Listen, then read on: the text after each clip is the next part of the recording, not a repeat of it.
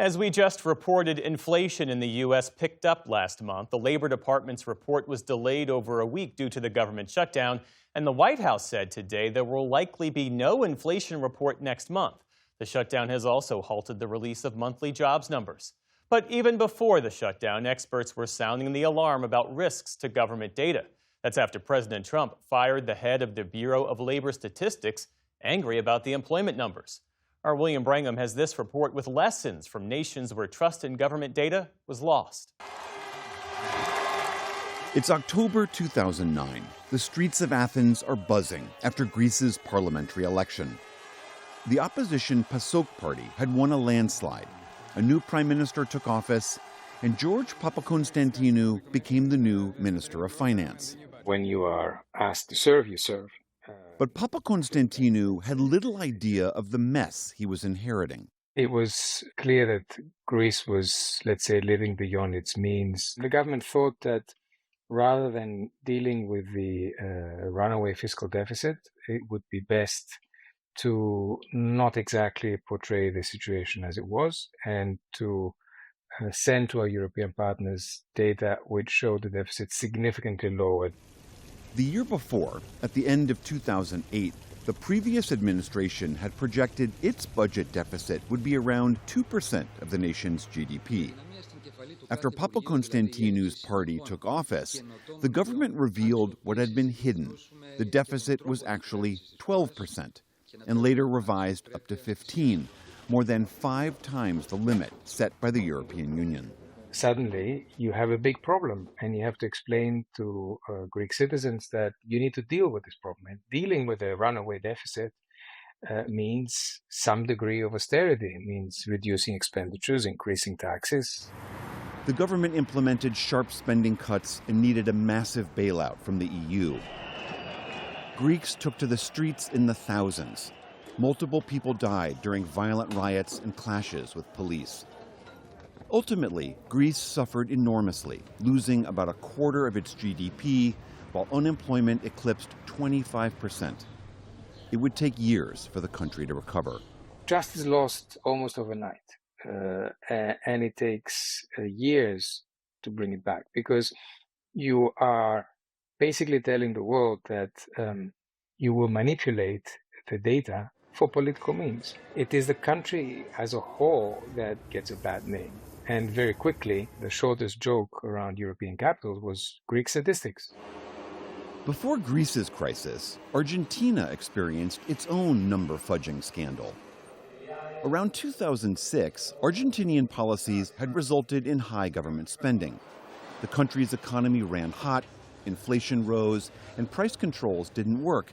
So Argentina's president turned his attention to the National Statistics Agency, eventually firing a key official. Argentinian-born Alberto Cavallo teaches at the Harvard Business School. At the time, it was not obvious that there was going to be manipulation because the president said, we just don't think the data is being constructed correctly, and we're going to improve the methods. We're going to put people in place who will do this better. At first, the government stopped publishing certain numbers. Then, when numbers did come out, they appeared detached from reality. So Cavallo, who was a PhD student in the U.S. at the time, started doing some digging.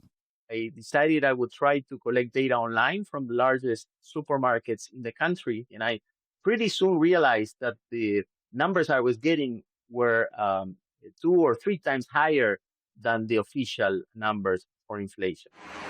As the real data became clearer, both regular Argentinians and global investors lost trust in the country's economic numbers. It became very hard for the government to finance itself, and they started relying more on printing money, which led to even more inflation. This summer, after President Trump fired the director of the Bureau of Labor Statistics, the BLS, saying he was unhappy with the agency's job reports, Cavallo saw some parallels to Argentina, but also some key differences.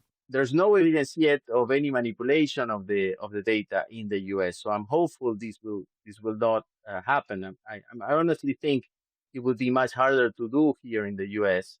There are a lot more checks and balances. The BLS is considered one of the best statistical agencies in the world. They have a lot of staff, highly qualified stuff still that will probably raise flags. Here's what Cavallo says would be a real warning sign: if the government stops putting out data sets altogether, or if the numbers don't roughly match private sector estimates. Researchers like Amy O'Hara are watching closely for those signals. O'Hara was a senior official at the U.S. Census Bureau and is now an expert on public data at Georgetown University.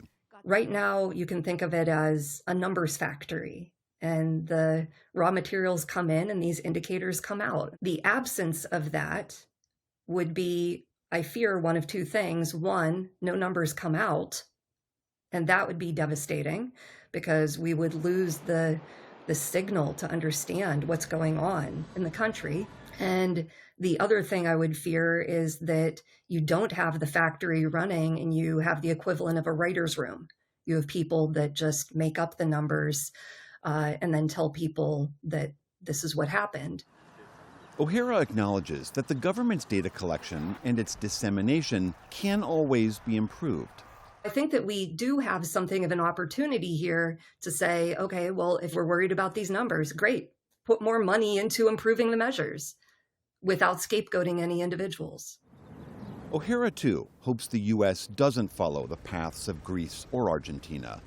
But she fears some of the trust in America's statistical agencies, which have collected data for over a century, may already be shaken. For the PBS NewsHour, I'm William Brangham.